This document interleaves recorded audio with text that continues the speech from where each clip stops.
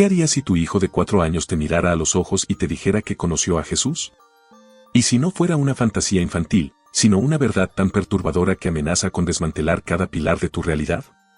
Imagina el escalofrío, la incredulidad, el terror silencioso que te recorre cuando los detalles que narran no son cuentos de hadas, sino descripciones precisas de un mundo que existió hace 2 milenios. Un mundo que él, un niño de preescolar, no debería conocer. Este es el abismo al que se asomaron Elena y Ricardo Vargas. Su pequeño Elías no solo recordaba la Nazaret del siglo I con una exactitud arqueológica pasmosa, sino que hablaba de Jesús como de un amigo de la infancia, con una nostalgia que rompía el alma.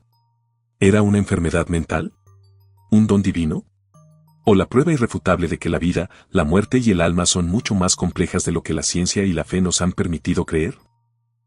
Prepárense para una historia que desafía la lógica, que hurga en los rincones más profundos de la conciencia y que les hará cuestionar todo lo que creían saber sobre la eternidad. Porque lo que Elías reveló no fue solo un recuerdo, fue una puerta abierta a lo inexplicable, un eco de un pasado tan vívido que se negaba a permanecer enterrado. Ahora, retrocedamos al momento exacto en que todo comenzó, un domingo aparentemente normal que destrozó la realidad de una familia para siempre. El sol de la mañana se filtraba con una suavidad casi reverente a través de los vitrales de la pequeña iglesia de San Miguel, tiñendo los bancos de madera pulida con un mosaico de colores vibrantes. Era un domingo como cualquier otro para la familia Vargas, o al menos eso creían. Elena ajustaba el cuello de la camisa de su hijo, Elías, un niño de 4 años con unos ojos profundos que a menudo parecían ver más allá de lo evidente.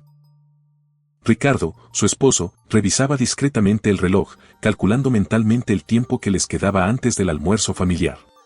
Elías, con sus piernas cortas colgando sin tocar el suelo, se balanceaba en el banco, sus pequeños zapatos lustrados moviéndose al ritmo de una melodía inaudible para los adultos. «Mamá», susurró, tirando suavemente de la manga del vestido de Elena. «Mira la imagen de allá». Elena siguió la dirección del dedo índice de su hijo. En la pared lateral, una pintura antigua representaba a Jesús rodeado de niños, sus manos extendidas en un gesto de bendición. Era una imagen familiar, una que había adornado la iglesia desde su propia infancia. «Claro, mi amor», respondió Elena con una sonrisa, levantándolo para que pudiera ver mejor. Elías observó la pintura con una intensidad que la sorprendió. Sus ojos se entrecerraron, como si intentara desenterrar un recuerdo escurridizo, algo que se resistía a ser capturado. «Yo lo conocí», dijo de repente, su voz clara y segura, haciendo que tanto Elena como Ricardo se volvieran hacia él. «¿Qué dijiste, cariño?», preguntó Elena, pensando que había oído mal. «Yo lo conocí cuando era pequeño como yo», repitió Elías, señalando directamente a la figura de Jesús. «Él siempre me sonreía. Tenía las manos suaves y olían a madera». Ricardo soltó una risa suave, de esas que los padres usan para disimular el asombro ante la imaginación infantil. «Elías, esa es una pintura muy antigua. Es Jesús, pero él vivió hace muchísimo tiempo». Pero Elías no apartó la mirada de la imagen. «Yo sé, papá, pero yo estaba allí, en Nazaret. Las casas eran de piedra blanca y había un pozo grande en el centro donde todas las mamás iban a buscar agua». Un escalofrío helado recorrió la espalda de Elena. Había algo en la forma en que Elías pronunciaba esas palabras, una certeza tranquila que no encajaba con la fantasía. No era el tono juguetón que usaba para sus historias de dragones o superhéroes. Esto era diferente. Esto sonaba real. «Nazaret», murmuró Ricardo, intercambiando una mirada perpleja con su esposa. «Sí», continuó Elías, ahora completamente inmerso en sus recuerdos. «Y por las mañanas se podía oler el pan que hacían las señoras. El pan era redondo y sabía diferente al de ahora. Y había un señor que trabajaba con madera, como el papá de Jesús». La voz del sacerdote comenzó a resonar desde el púlpito, llamando a la congregación al silencio. Pero Elena apenas podía concentrarse. Su mente giraba en torno a las afirmaciones imposibles de su hijo. Elías había nombrado Nazaret sin que ellos se lo hubieran enseñado. Había descrito detalles de la vida cotidiana de hace 2000 años con una precisión que la dejaba sin aliento. Durante el resto del servicio, Elena observó a Elías de reojo. El niño parecía sumergido en sus propios pensamientos, ocasionalmente asintiendo, como si las palabras del sacerdote estuvieran activando memorias que no debería poseer. Cuando finalmente salieron de la iglesia, el sol del mediodía los recibió con su calidez habitual. Otras familias charlaban en los escalones, los niños correteaban, y todo parecía perfectamente normal. Pero para Elena y Ricardo, algo fundamental había cambiado en esos pocos minutos dentro del templo. Elías, dijo Ricardo, arrodillándose para estar a la altura de su hijo. ¿Puedes contarme más sobre ese lugar que recuerdas? Los ojos de Elías se iluminaron, como si hubiera estado esperando exactamente esa pregunta. Esa noche, la casa de la familia Vargas se sentía diferente. El aroma familiar del guiso de Elena llenaba la cocina, pero ninguno de los tres parecía tener hambre real. Elías jugaba distraídamente con sus guisantes, empujándolos de un lado a otro del plato, mientras sus padres lo observaban con una mezcla de fascinación y una preocupación creciente. Elías, comenzó Elena con voz suave, dejando su tenedor a un lado. ¿Puedes contarme más sobre ese lugar que recuerdas?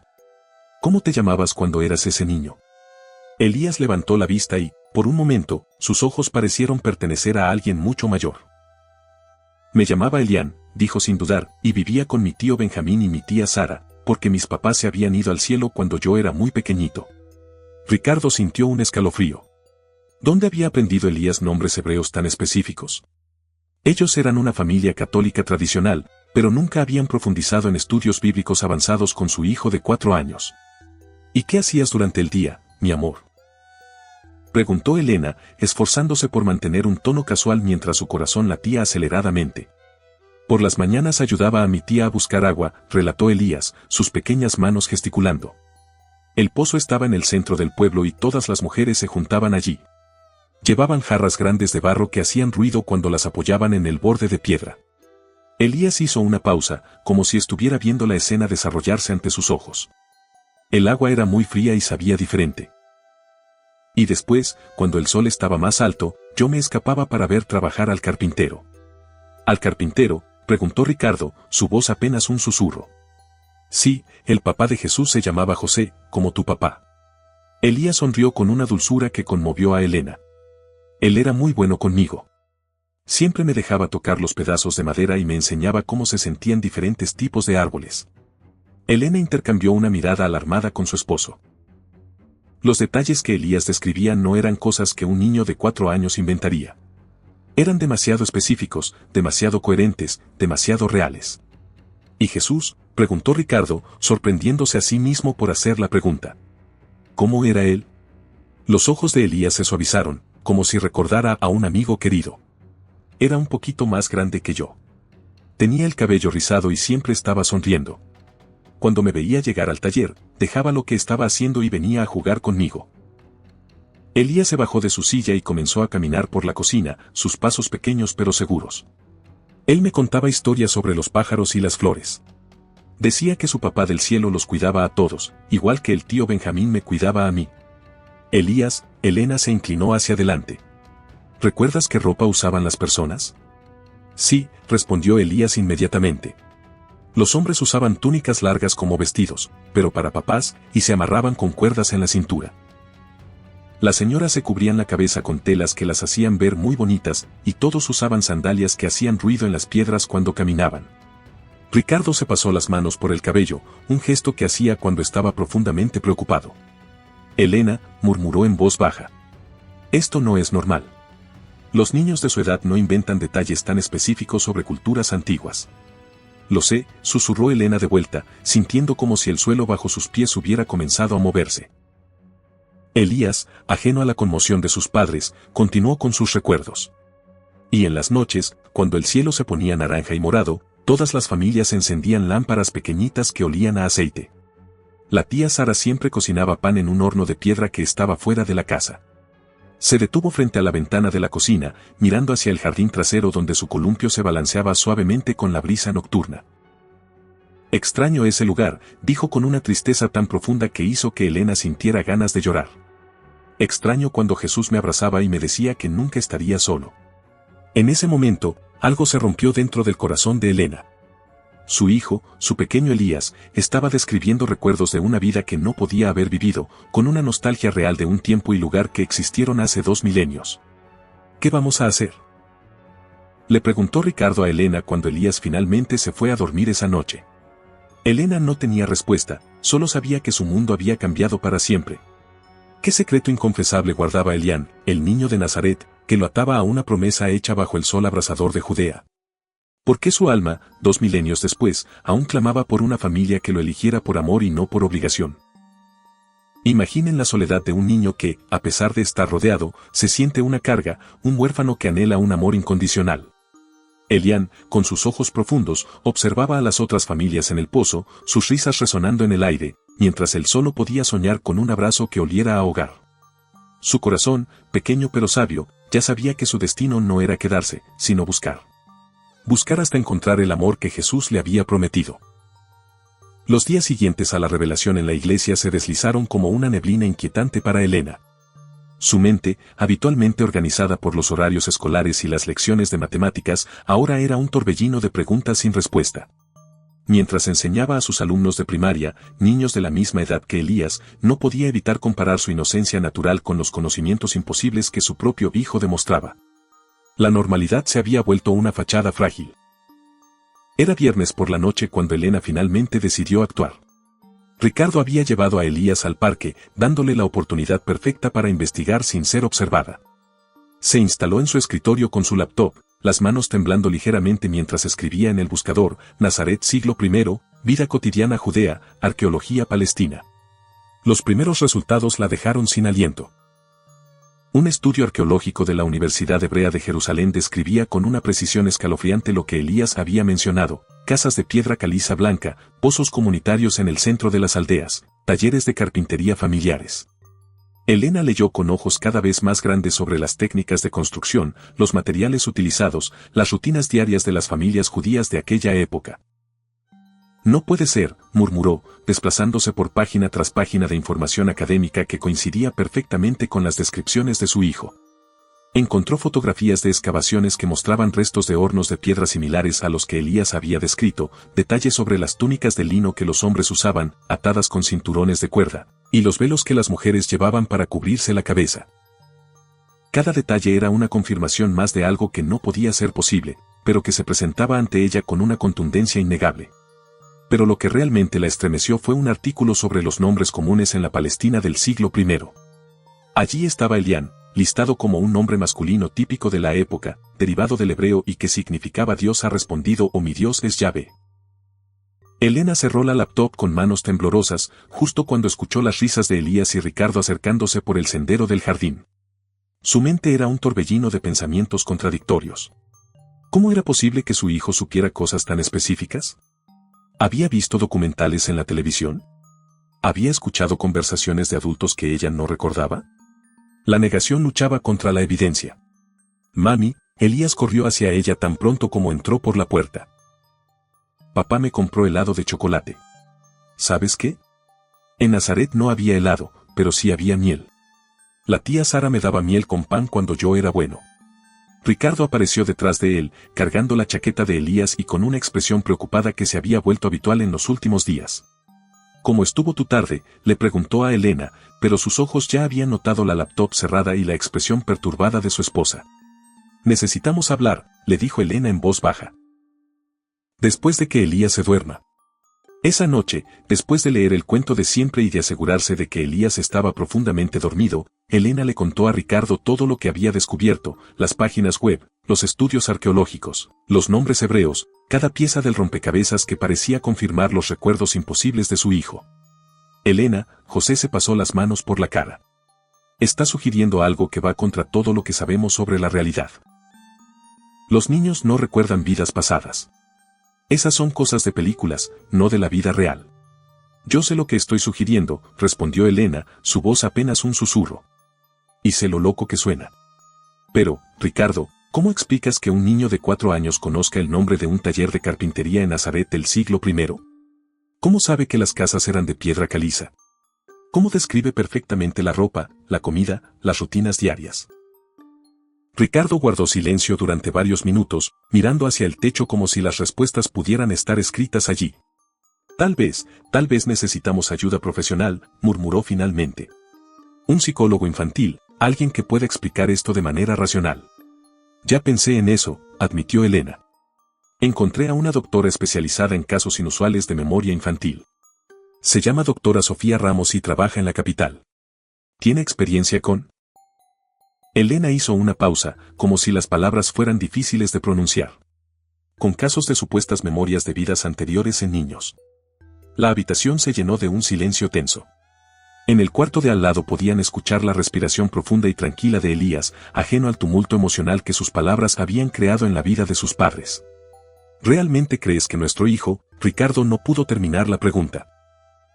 No sé qué creer, respondió Elena, lágrimas formándose en sus ojos. Solo sé que algo extraordinario está sucediendo y tenemos que decidir si queremos entenderlo o si preferimos ignorarlo y esperar que desaparezca. Ricardo tomó la mano de su esposa. Programa la cita con la doctora, dijo finalmente. Necesitamos respuestas, sin importar cuán imposibles puedan ser. En su cuarto, Elías dormía plácidamente, una pequeña sonrisa adornando su rostro, como si en sus sueños estuviera de vuelta en las calles polvorientas de una aldea que existió hace 2000 años. ¿Qué palabras de consuelo puede ofrecer un niño que es Dios a otro niño que se siente solo y sin rumbo? ¿Y qué promesa, hecha bajo el sol de Nazaret, podría trascender 2 milenios para guiar un alma de vuelta a un hogar? Elián, con el corazón roto por la ausencia de sus padres, se sentaba en la colina, sus lágrimas mezclándose con el polvo. Fue allí donde Jesús lo encontró, no con sermones, sino con un abrazo que olía a cedro y flores, y una promesa susurrada: Elián, mi pequeño amigo, el amor verdadero no es algo que tienes que ganarte, es algo que se da libremente. Y algún día, tu corazón encontrará exactamente el amor que está buscando. Podrás elegir nacer en una familia que te esperará con amor verdadero, que te amará no por obligación, sino porque tu llegada será la respuesta a sus oraciones. Esta promesa, grabada en el alma de Elián, sería la brújula que lo guiaría a través del tiempo, hacia un futuro incierto pero lleno de esperanza. Una semana después de aquella noche de confesiones y miedos compartidos, los recuerdos de Elías se volvieron aún más detallados y, si cabe, más perturbadores. Era como si la decisión de sus padres de buscar respuestas hubiera abierto una compuerta en su memoria, dejando fluir torrentes de información de un tiempo que no debería recordar. La cita con la doctora Sofía Ramos estaba programada, pero cada día que pasaba, la urgencia de entender crecía. El martes por la mañana, mientras Elena preparaba el desayuno, Elías se acercó a ella con su osito de peluche favorito bajo el brazo. Sus ojos tenían esa mirada distante que Elena había aprendido a reconocer, la que significaba que estaba accediendo a recuerdos que no le pertenecían a su pequeño cuerpo. Mami, dijo Elías, trepándose a una silla de la cocina, ¿sabes que en Nazaret también había niños que jugaban como yo? Elena dejó la cuchara con la que estaba revolviendo los huevos. Ah, sí, mi amor. ¿Y cómo jugaban? Jugábamos con piedritas y palitos, Elías sonrió con una alegría genuina. Y también teníamos una pelota hecha con trapos que las mamás cosían para nosotros. Pero mi juego favorito era cuando Jesús nos contaba historias. El corazón de Elena se aceleró. ¿Qué tipo de historias te contaba? Elías cerró los ojos, como si estuviera viendo las escenas desarrollarse frente a él. Nos sentábamos en un círculo en la tierra, cerca del taller de su papá. Jesús nos hablaba sobre las ovejas que se perdían y cómo el pastor siempre las buscaba, y sobre los pájaros que nunca tenían que preocuparse por la comida porque Dios los cuidaba. Elena se sentó frente a él, fascinada y aterrorizada a la vez. ¿Y tú entendías esas historias? Sí, asintió Elías con seriedad, pero a veces me ponía triste porque yo no tenía un papá como los otros niños. Jesús siempre lo notaba y venía a abrazarme. Sus abrazos olían a madera de cedro y algo más, algo como flores. Las lágrimas comenzaron a formarse en los ojos de Elena. La inocencia con la que Elías relataba estos recuerdos, la emoción real en su voz, la consistencia de cada detalle, todo parecía auténtico. Elena tomó las pequeñas manos de su hijo entre las suyas. ¿Recuerdas cómo se veía el taller donde trabajaba el papá de Jesús? Sí. Los ojos de Elías se iluminaron. Era un lugar grande con muchas maderas apoyadas contra las paredes. Había herramientas colgando de ganchos y siempre había un olor muy rico, como cuando papá corta madera para arreglar algo en la casa, pero más fuerte. Elías se bajó de la silla y comenzó a caminar por la cocina, gesticulando con sus pequeñas manos. José, el papá de Jesús, siempre estaba trabajando en mesas o sillas. Sus manos eran muy grandes y tenían manchas oscuras de la madera, pero eran suaves cuando me tocaba la cabeza. ¿Y había otros trabajadores en el taller?, preguntó Elena, grabando mentalmente cada palabra. A veces venía mi tío Benjamín a ayudar, respondió Elías. Él no era tan bueno como José, pero se esforzaba mucho. Y cuando terminaban de trabajar, se sentaban afuera y bebían agua fresca del pozo mientras hablaban sobre las familias del pueblo. Elías se detuvo frente a la ventana de la cocina, su pequeño rostro reflejando una nostalgia que no correspondía a su edad. En las tardes, cuando el sol se estaba escondiendo, las mujeres venían a buscar a sus esposos. La señora María, la mamá de Jesús, siempre le llevaba pan fresco a José. Era muy bonita y tenía una sonrisa que me hacía sentir menos solo. Elena sintió un nudo en la garganta. ¿Te sentías solo, mi cielo? Los ojos de Elías se empañaron ligeramente. Sí, mami. Aunque la tía Sara y el tío Benjamín eran buenos conmigo, yo sabía que no era realmente su hijo. En las noches, cuando escuchaba a las otras familias reír y hablar juntas, yo me quedaba despierto pensando en mis papás que se habían ido al cielo. Elena no pudo contenerse más y abrazó a Elías contra su pecho. Pero ahora tienes una familia que te ama muchísimo, le murmuró al oído. Lo sé, mami. Elías le devolvió el abrazo con fuerza. Por eso vine aquí, para estar contigo y con papá, para tener una familia de verdad. Las palabras de Elías le helaron la sangre a Elena. Había dicho que había venido aquí, como si hubiera elegido conscientemente nacer en su familia.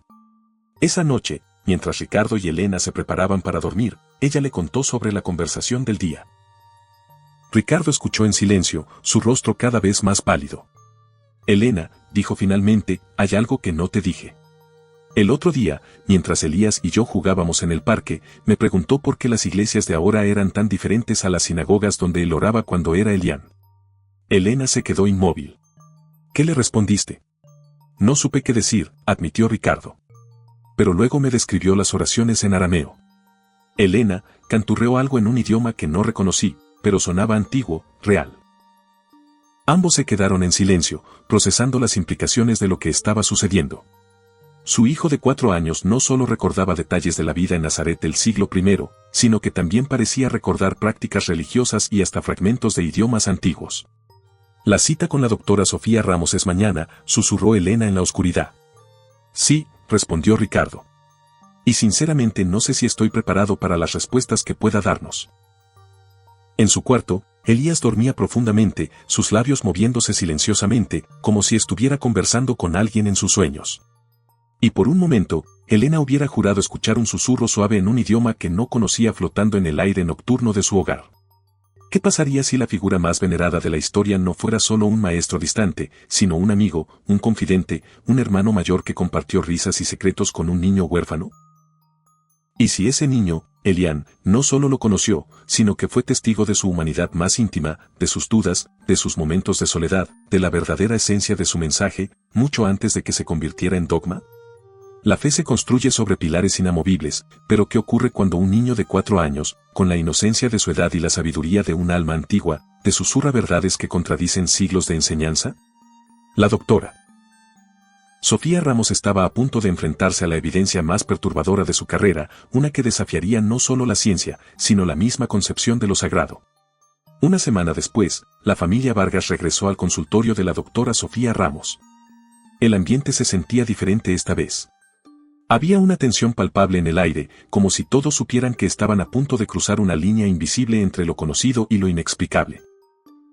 Elena y Ricardo se aferraban a la esperanza de una explicación racional, pero en lo más profundo de sus corazones, el miedo a lo extraordinario ya había echado raíces.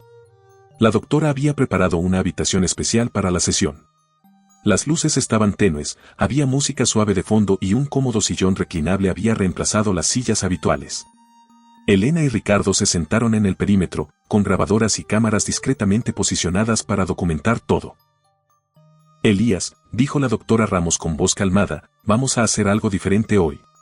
Te voy a pedir que te relajes mucho, mucho, y que me cuentes todo lo que veas cuando cierres los ojos, ¿está bien? Elías asintió, trepándose al sillón con la confianza natural de un niño que confía en los adultos a su alrededor. ¿Voy a ver a Elián otra vez?, preguntó. Tal vez, respondió la doctora. Solo déjate llevar por lo que llegue a tu mente.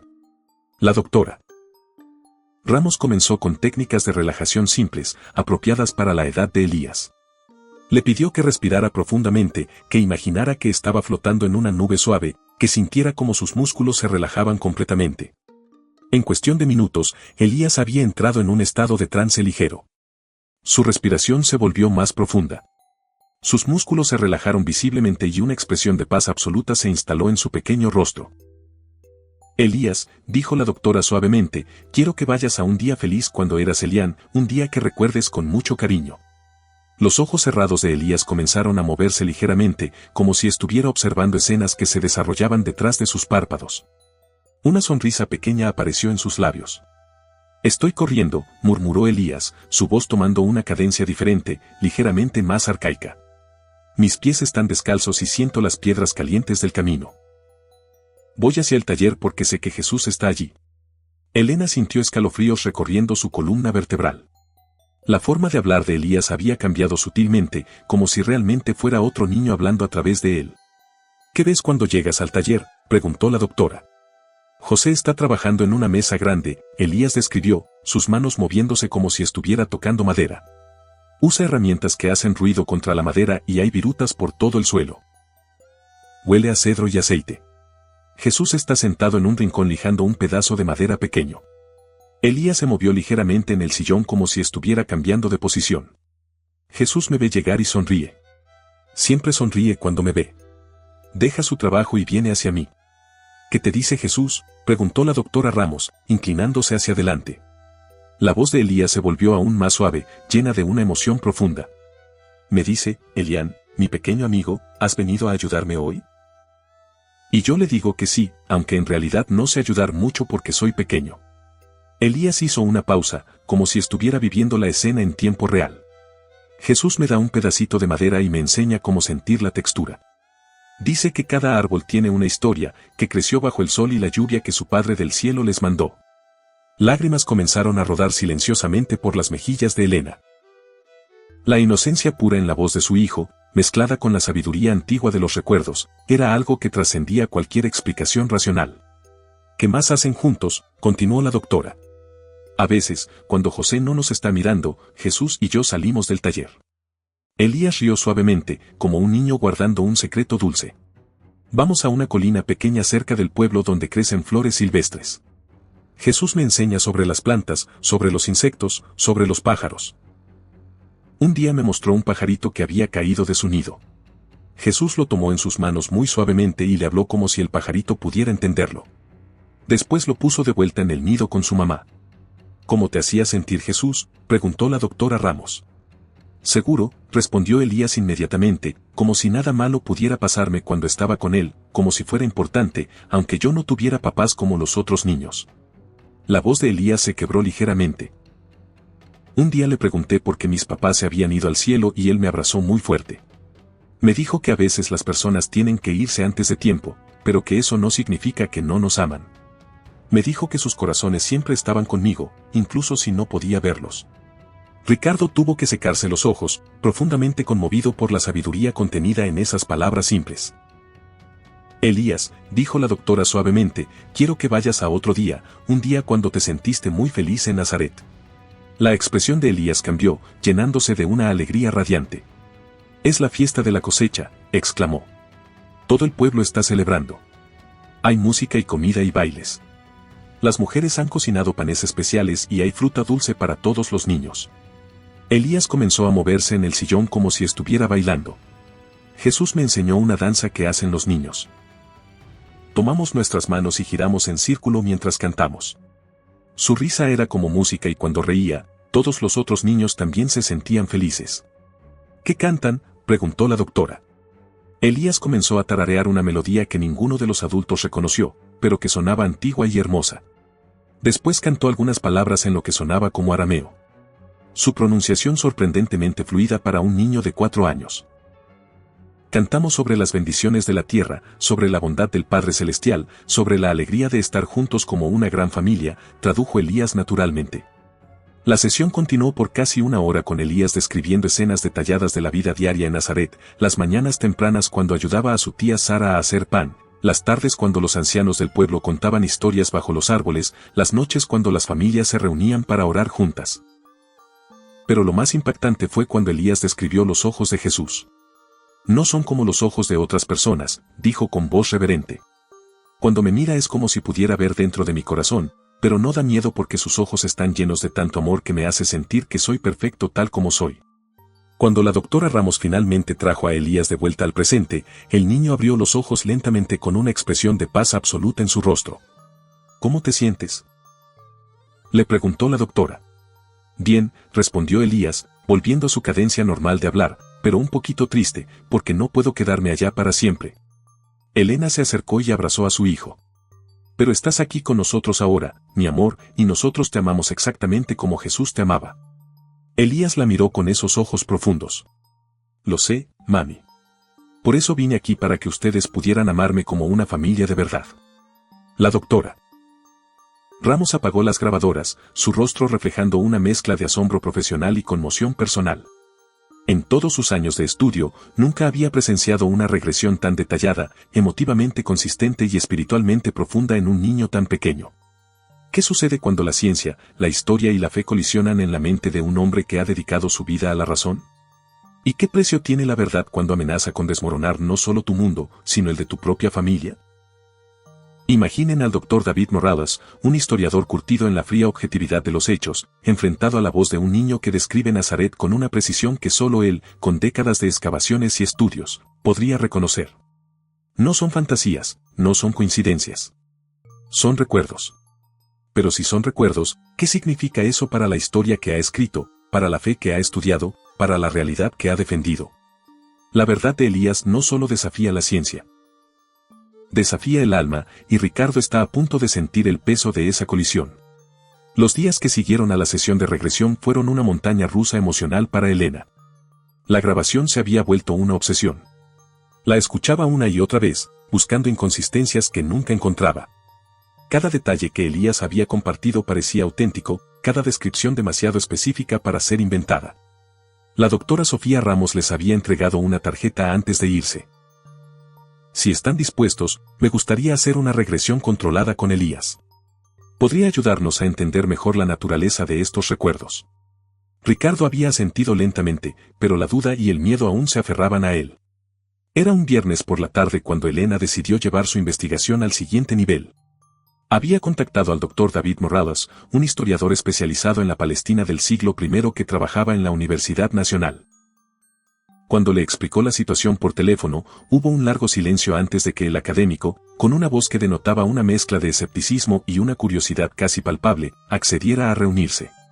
El doctor Morales era un hombre delgado de unos 60 años, con barba gris y ojos intensos detrás de gafas metálicas. Su oficina estaba repleta de libros antiguos, mapas históricos y artefactos arqueológicos.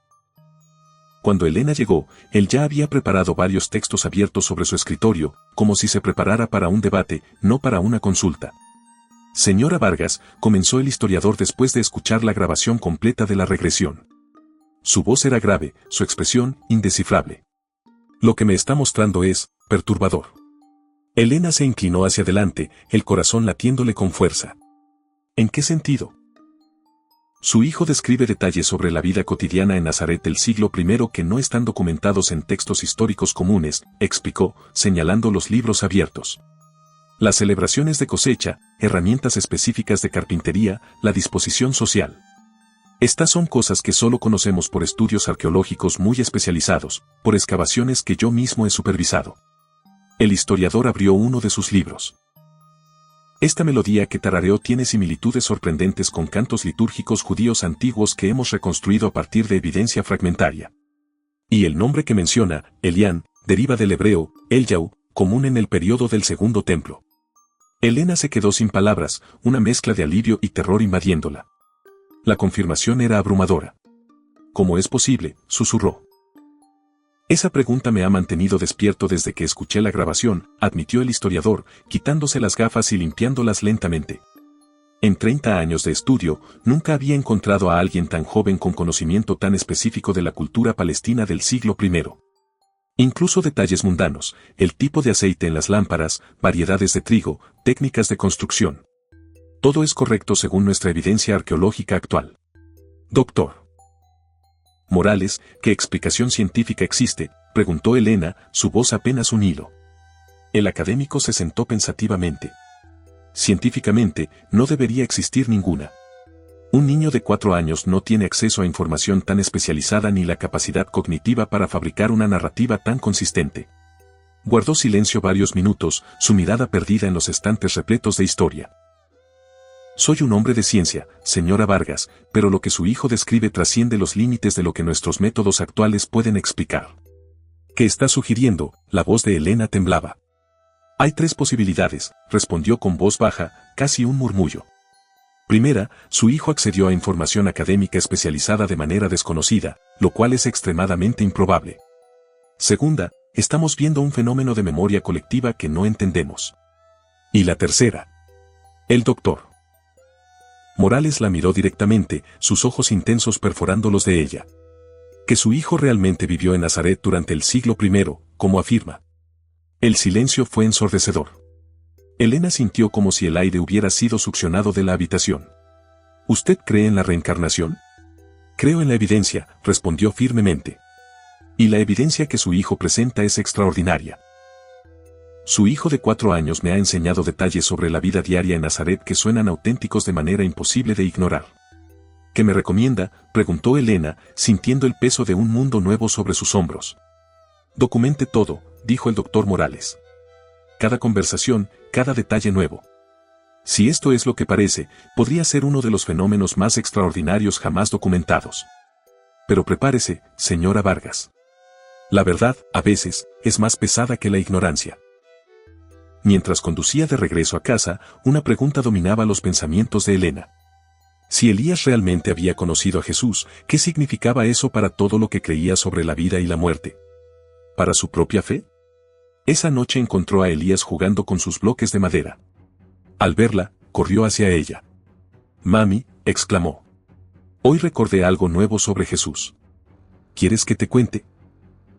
Elena lo abrazó fuertemente, sabiendo que cada nuevo recuerdo la llevaría más profundo en un misterio que desafiaba su realidad y que Ricardo, su ancla en la razón, estaba a punto de ser arrastrado por la misma corriente. José González había llegado a su límite emocional. 3 semanas habían pasado desde la visita al doctor Morales y cada día que transcurría, los recuerdos de Elías se volvían más vívidos, más detallados, más imposibles de ignorar. Pero donde Elena veía una ventana hacia lo extraordinario, Ricardo solo veía la amenaza a la cordura de su familia. Era una noche de sábado cuando la tensión finalmente explotó. Elías había pasado la cena contando sobre una conversación que había tenido con Jesús sobre los peces del mar de Galilea, describiendo con precisión especies que un niño de su edad no debería conocer. Ricardo había escuchado en silencio, sus nudillos blancos alrededor del tenedor, hasta que no pudo más. «¡Basta!», gritó, golpeando la mesa con una fuerza que hizo saltar los platos. Elías se quedó inmóvil, sus ojos llenándose de lágrimas instantáneas. «Basta con estas fantasías. No eres Elián, no viviste en Nazaret. Eres Elías Vargas y tienes 4 años». Elena se levantó inmediatamente, tomando a Elías en sus brazos mientras el niño comenzaba a llorar. «Ricardo, ¿qué te pasa? ¿Cómo puedes gritarle así?» «¿Qué me pasa?», Ricardo se puso de pie, su voz temblando de frustración. «¿Qué me pasa a mí, Elena? ¿Estás alimentando las fantasías de nuestro hijo hasta el punto donde ya no puede distinguir la realidad? Esto no es normal». «No son fantasías», respondió Elena firmemente, meciendo a Elías. «¿Has escuchado las grabaciones? ¿Has visto los informes del doctor Morales? He escuchado a nuestra familia desmoronarse». Ricardo comenzó a caminar en círculos por la cocina. «He visto a mi esposa obsesionarse con algo que va contra todo sentido común y he visto a mi hijo perderse en un mundo que no existe. ¿Qué dolor es más profundo que el de un niño que se siente una carga, un huérfano que, a pesar de la bondad de sus cuidadores, percibe su existencia como un peso? ¿Y qué significa para la fe de un padre descubrir que su hijo, en su vida pasada, fue testigo de la humanidad de Jesús, de sus momentos de duda, de su compasión más íntima, de una verdad que la Iglesia ha velado por siglos? Elián, el niño de Nazaret, no solo conoció a Jesús, lo vio llorar, lo vio dudar, lo vio ser hombre antes de ser Dios. Y esa verdad, ahora susurrada por los labios de Elías, no solo amenaza con desmoronar la razón de Ricardo, sino también los cimientos de su fe. La soledad de Elián en el pasado se refleja en la soledad de Elías en el presente, un niño atrapado entre 2 mundos, 2 padres, y una verdad que nadie parece querer aceptar. Elías levantó la cabeza del hombro de Elena, sus mejillas húmedas, pero su voz sorprendentemente calmada. «Papá, ¿por qué no me crees? Yo no estoy loco. Yo recuerdo de verdad». La inocencia en la voz de Elías hizo que Ricardo sintiera como si le hubieran dado un puñetazo en el estómago. Se arrodilló frente a su hijo, tratando de suavizar su tono. Elías, hijo, no es que piense que estás loco, es que a veces lo sé. Niños tienen sueños muy vívidos que parecen reales, pero no lo son. No son sueños, papá. Elías tocó suavemente la mejilla de Ricardo. Cuando era Elián, también había un hombre que no creía en las cosas especiales que pasaban. Se llamaba Tomás, pero después, cuando vio con sus propios ojos, sí creyó. Ricardo sintió que se le erizaba la piel. La referencia a Tomás el incrédulo era algo que Elías nunca había mencionado antes, y la forma en que la había introducido naturalmente en la conversación era inquietante. Esa noche, después de que Elías se durmió, la discusión entre Elena y Ricardo se intensificó. Ricardo, tienes que ver las evidencias, suplicó Elena, las lágrimas corriendo por su rostro. Los historiadores, los psicólogos, todos dicen que esto es extraordinario. Lo que veo es a mi familia desintegrándose, respondió Ricardo, su voz agotada, su mirada perdida. He visto a mi esposa obsesionarse con algo que va contra todo sentido común y he visto a mi hijo perderse en un mundo que no existe. Y si no es un mundo que no existe, susurró Elena, su voz apenas audible. ¿Y si es un mundo que simplemente no queremos ver? ¿Escuchaste lo que dijo sobre Tomás? Ricardo se pasó las manos por el cabello. ¿De dónde sacó eso? ¿Qué sigue? ¿Va a empezar a predecir el futuro? ¿Va a hacer milagros? ¿Y si pudiera? Preguntó Elena en voz baja, su mirada fija en la de él. Ricardo la miró con horror. ¿Me estás escuchando? ¿Oyes lo que estás diciendo? ¿Estás sugiriendo que nuestro hijo es algún tipo ¿de qué, Elena? Un alma especial, respondió Elena, las lágrimas corriendo libremente por sus mejillas. Alguien que tuvo la bendición de conocer a Cristo y vino aquí para enseñarnos algo. ¿Es eso tan terrible? Es una locura. Ricardo se levantó bruscamente, alejándose de ella. Y estás arrastrando a Elías contigo. ¿Qué va a pasar cuando vaya a la escuela y le cuente a otros niños que conoció a Jesús? ¿Qué van a pensar los maestros, los otros padres? Elena guardó silencio porque esos mismos miedos la habían mantenido despierta muchas noches. Quiero que paremos con esto, dijo Ricardo, su voz ahora firme, casi desesperada. Nada más de grabaciones, nada más de doctores, nada más de estimular estas historias. Quiero que volvamos a ser una familia normal. ¿Y si no podemos? Susurró Elena. ¿Y si esto es, quién es Elías realmente? Ricardo la miró durante largo rato, el dolor y la confusión grabados en su rostro. Entonces, tal vez necesitemos ayuda profesional, pero no del tipo que cree en reencarnación, del tipo que puede ayudar a Elías a distinguir entre realidad y fantasía. En las semanas que siguieron, la casa se llenó de una tensión palpable. Elías, sensible a los conflictos emocionales como todos los niños, comenzó a retirarse. Dejó de mencionar espontáneamente sus recuerdos de Nazaret. Dejó de hacer preguntas sobre Jesús. Incluso dejó de jugar con tanta alegría como antes. Pero las pesadillas comenzaron. Elena lo encontraba llorando en su cama, hablando en sueños sobre extrañar a alguien, sobre querer volver a casa. Una noche lo escuchó susurrar, Jesús, ¿por qué no puedo estar contigo? ¿Por qué tengo que estar aquí si papá no me cree? Era entonces cuando Elena se dio cuenta de que tratar de suprimir los recuerdos de Elías no los haría desaparecer. Solo haría que su hijo se sintiera más solo y confundido de lo que ya se sentía. La pregunta ya no era si los recuerdos eran reales o no. La pregunta era cómo iban a lidiar con ellos como familia sin que los destruyeran en el proceso. ¿Tú qué harías en el lugar de estos padres? Se preguntó Elena en voz alta, en la soledad de su habitación, mientras Ricardo dormía, ajeno a su tormento. La respuesta no llegaba, solo un vacío abrumador. ¿Qué es más aterrador, la posibilidad de que tu hijo esté enfermo, o la certeza de que está diciendo la verdad, una verdad que desgarra el velo de la realidad y te obliga a confrontar lo incomprensible? ¿Y qué harías si la única persona que puede tender un puente entre tu mundo y el suyo es un historiador escéptico, un hombre de ciencia que, contra toda lógica, ha comenzado a creer? Elián, el niño de Nazaret, no solo anhelaba el amor de una familia, anhelaba ser comprendido, ser aceptado por quien realmente era. Y ahora, Elías, su reencarnación, se marchita bajo el peso de la incomprensión de su propio padre. La doctora Sofía Ramos, con su mente abierta y su corazón compasivo, se convierte en la última esperanza para una familia al borde del abismo, una familia que debe decidir si se atreve a cruzar el umbral de lo imposible. La decisión de Ricardo de suprimir los recuerdos de Elías tuvo un efecto devastador. El niño, que antes compartía sus vivencias con una alegría inocente, se volvió retraído. Sus ojos, antes llenos de una sabiduría ancestral, ahora reflejaban una tristeza profunda y una confusión que rompía el corazón de Elena. Las pesadillas se hicieron más frecuentes, y en ellas, Elías no solo lloraba, sino que llamaba a Jesús, a su tía Sara, a su tío Benjamín, con una desesperación que resonaba en toda la casa. Una mañana, Elena encontró a Elías sentado en el suelo de su habitación, abrazando sus rodillas, con la mirada perdida en un punto invisible. «Mami», susurró, su voz apenas audible, «ya no recuerdo bien la cara de Jesús. Se está borrando». El pánico se apoderó de Elena. Era como si la esencia misma de su hijo, la parte que lo hacía único y extraordinario, estuviera desvaneciéndose.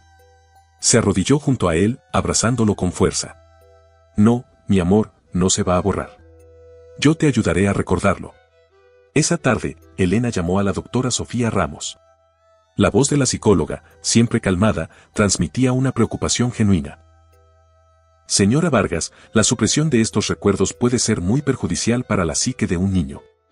Es como intentar borrar una parte fundamental de su identidad. Elías necesita integrar estas experiencias, no negarlas». «Mi esposo no lo entiende», dijo Elena, las lágrimas ahogando su voz. «Él cree que es una fantasía, que si lo ignoramos, desaparecerá». «Elías no es un caso de fantasía infantil, señora Vargas», respondió la doctora Ramos con firmeza. «Es un caso de memoria excepcional, y necesita ser tratado con la seriedad que merece. Si no lo hacemos, el daño emocional podría ser irreversible». Elena sabía que tenía que hacer algo, incluso si eso significaba enfrentarse a Ricardo. Esa noche, esperó a que Elías se durmiera y luego se sentó frente a su esposo en la sala. «Ricardo», comenzó, su voz temblorosa pero decidida, «Elías está sufriendo. Está perdiendo sus recuerdos y eso lo está destruyendo. La doctora Ramos dice que esto es peligroso para él». Ricardo la miró, su rostro cansado y lleno de ojeras.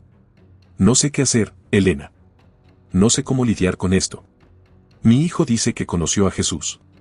¿Cómo se supone que voy a procesar eso?» «No tienes que procesarlo solo», dijo Elena, tomando su mano. «Pero no podemos ignorar a Elías. Él nos necesita.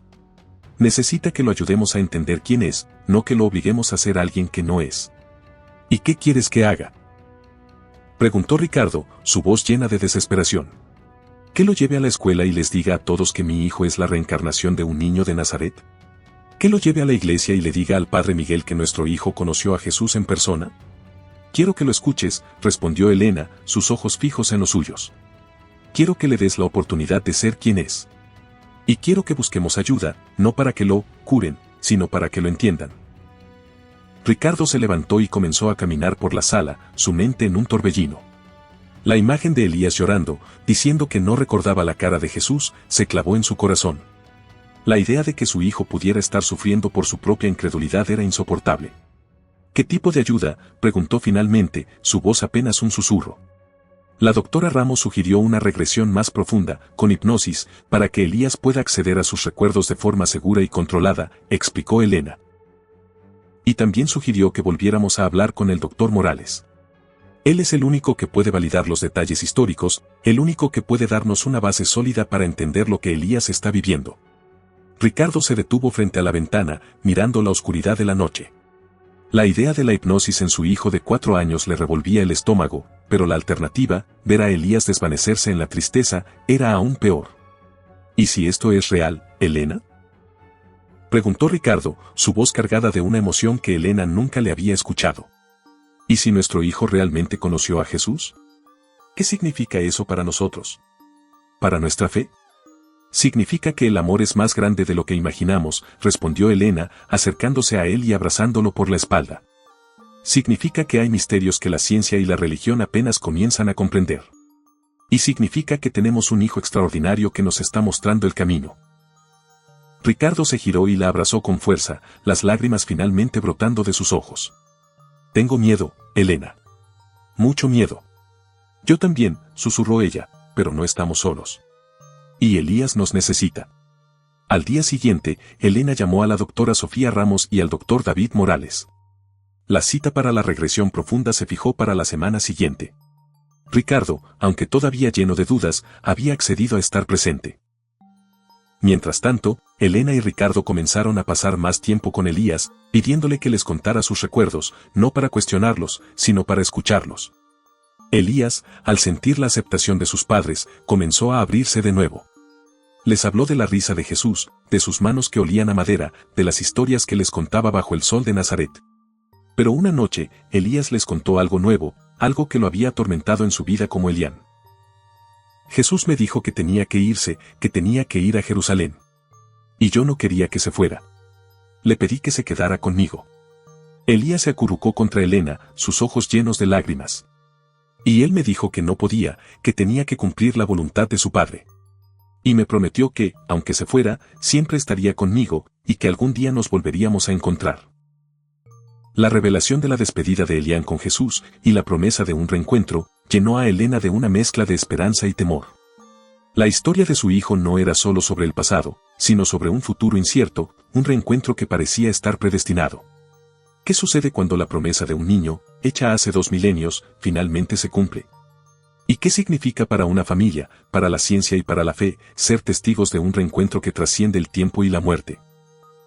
Elián, el niño de Nazaret, anhelaba el amor incondicional, la certeza de pertenecer. Jesús le prometió que lo encontraría, que su alma hallaría el camino de regreso a un hogar donde sería amado por elección, no por obligación. Ahora, en el presente, Elías, con sus padres Elena y Ricardo a su lado, está a punto de cerrar un círculo que comenzó bajo el sol de Judea. La verdad, una vez temida, se convierte en la fuerza que une, que sana, que libera. Prepárense para el final de una historia que les hará cuestionar la naturaleza misma de la existencia y el poder inquebrantable del amor. El consultorio de la doctora Sofía Ramos se sentía diferente esta vez. No había la tensión inicial, sino una expectación casi sagrada.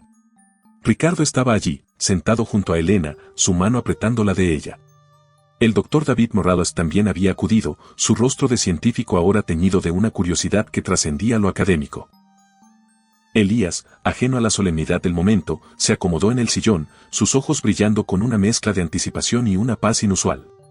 La doctora Ramos comenzó la sesión con la misma suavidad, guiando a Elías a un estado de relajación profunda. Esta vez, sin embargo, la instrucción fue clara: Elías, quiero que vayas al momento más importante de tu vida como Elián, el momento en que sentiste que tu alma finalmente encontró su propósito. Elías respiró hondo, y su voz, al emerger, era la de Elián, cargada de una emoción que hizo que todos en la sala contuvieran la respiración. Estoy en la colina, la misma donde Jesús me contaba historias. El sol se está poniendo y el cielo es de colores que no puedo describir.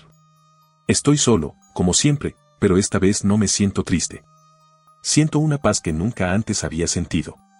¿Qué ves, Elián?, preguntó la doctora Ramos.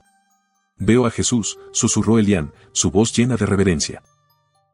Viene hacia mí, y sus ojos son como el cielo, llenos de amor. Me abraza, y es el abrazo más cálido que he sentido en toda mi vida. Elena y Ricardo se miraron, las lágrimas corriendo por sus mejillas. La descripción era tan vívida, tan real. ¿Qué te dice Jesús?, continuó la doctora. Me dice que mi viaje no ha terminado, respondió Elián. Me dice que mi corazón anhela un amor que aún no he encontrado, un amor de familia que me elija, no que me acepte por obligación. Me dice que mi alma es fuerte y que, aunque el camino será largo, encontraré ese amor.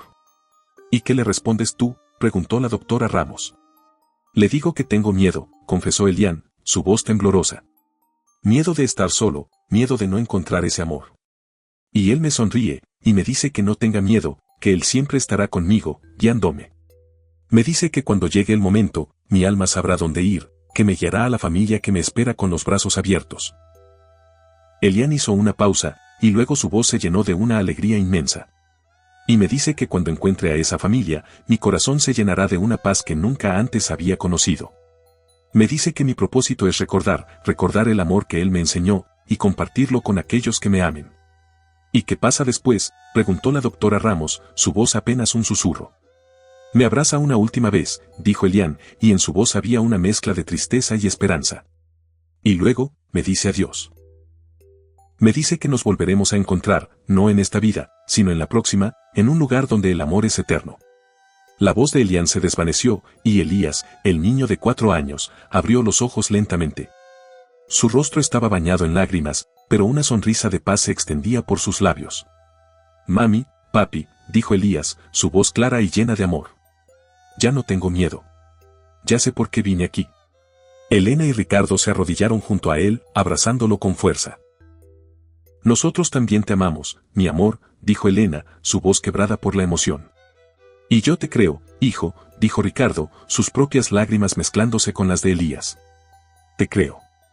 El doctor Morales, con los ojos enrojecidos, se acercó a la familia. Lo que hemos presenciado hoy, dijo, su voz temblorosa, trasciende la historia, la ciencia y la razón. Es la prueba de que hay misterios en el universo que apenas comenzamos a comprender. En los meses que siguieron, la vida de la familia Vargas cambió para siempre. Ricardo, una vez el escéptico, se convirtió en el protector de la verdad de Elías. Juntos, Elena y Ricardo, con la ayuda de la doctora Ramos y el doctor Morales, comenzaron a documentar la historia de Elías, no como un caso de estudio, sino como un testimonio de un amor que trasciende el tiempo. Elías, al sentirse aceptado y amado por completo, floreció.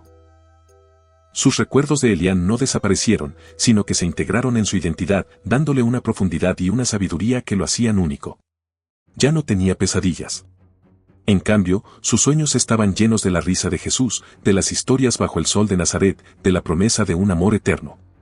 Un día, mientras jugaban en el parque, Elías se detuvo y miró a sus padres con esos ojos profundos. Mami, papi, dijo, Jesús me dijo que el amor es lo más importante. Y que ustedes son mi familia, la familia que Él me prometió. Elena y Ricardo se abrazaron, sus corazones llenos de una gratitud inmensa. Habían encontrado la paz, no en la negación, sino en la aceptación de lo extraordinario. Habían aprendido que el amor, en su forma más pura, es la única verdad que realmente importa, una verdad que puede trascender el tiempo, la muerte y todas las barreras de la razón. Y así, la historia de Elías, el niño que conoció a Jesús, se convirtió en un faro de esperanza, un recordatorio de que el alma humana es un misterio insondable, y que el amor, en todas sus formas, es el hilo dorado que une todas las vidas, a través de los siglos y más allá de toda comprensión.